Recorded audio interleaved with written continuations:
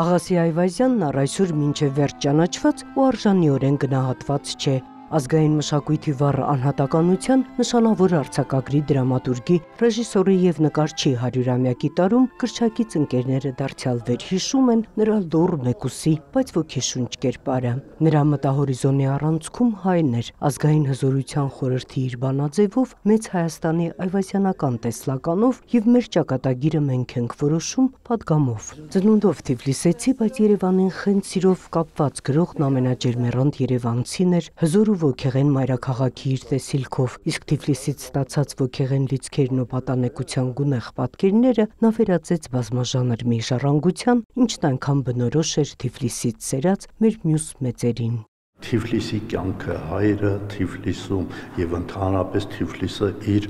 բազմատար տարբեր ազգերի հարաբերություններով շատ մեծ լիցք էին տվել Աղասի Այվազյանին եւ նրա արվեստը, ասենք Փարաջանովի, Հենրիկ Մալյանի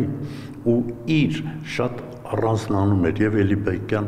փաստորեն նկարչական ընտանիքի, սրանք մի թիֆլիսյան տեսակ էին հայի, վրացու, տարբեր ազգերի ու դա հետաքրքիր մի համաձուլվածք էր։ Երբ մարդիկ միասին են, երջանիկ են, վստահեցնում էր արձակագիրը եւ բաղձալի այդ միասնությունն ավելի շատ տեսնում նրանց հոգեվոր կապերի, քան պարզ մարդկային շփումների մեջ։ Որպես գրող, մտածող, փիլիսոփա, Այվազյանը մշտապես հիշեցնում էր. մեր հասարակությունն ամբողջական չէ, մենք ամբողջական ազգ չենք, ատաղձը առանցքը չունենք, իսկ ատաղձը Այվազյանի երազի երկիրն էր, իր մկրտիչներով, սինյոր մարտիրոսներով, հայրիկներով եւ հարատեվության ձգտող Երևանով։ Եվ բնավ պատահական չէ, որ գրականությունից դուրս նա նաև իր հեղինակային կինոն դարձրեց հայրենիքի սահմաններն անվերջ ընդարձակելու Սևեռուն գաղափար։ Մալյան Այվազյան բացառիկ համախոհությունից ծնված եռանկյունու 5 մկրտիչներից մեկը անկասկած ինքն էր, հայի դասական կերպարով, իսկ իր ֆիլմերը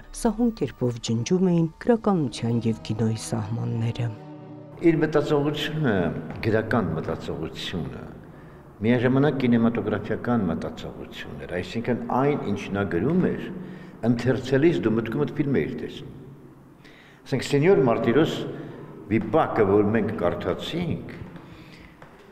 կարդում էինք, կարծես թե հիմա մեր աչքերի առաջ ծավալվում է, զարգանում է մի ամբողջ ֆիլմ։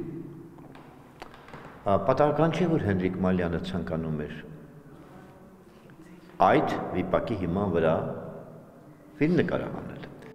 Որն է կյանքի ու մահվան սահմանագիծը եւ արդյոք ինքդ ես տնօրինում քո կյանքը, այս հարցերի պատասխանն Այվազյանը փնտրում էր իր վերջին գործերից մեկում Ինքնասպան նավը պիեսում։ Իր այս ստեղծագործությունը հեղինակը տրագի ֆարս է որակել, կյանքի ու մահվան փիլիսոփայությունն իրեն հատուկ անսպասելի շրջադարձերով վերածելով իսկական ֆարսի։ Հիշելով նրա մեծ գրականությունը, գրչակից ընկերները այն քննախույս հայրենասիրություն են որակում, որի կարիքն այսօր շատ ունեն թե մեր գրականությունը եւ թե ընթերցողը։ Նունե Ալեքսանյան, Ռոմիկ Խաչատրյան, լուրեր։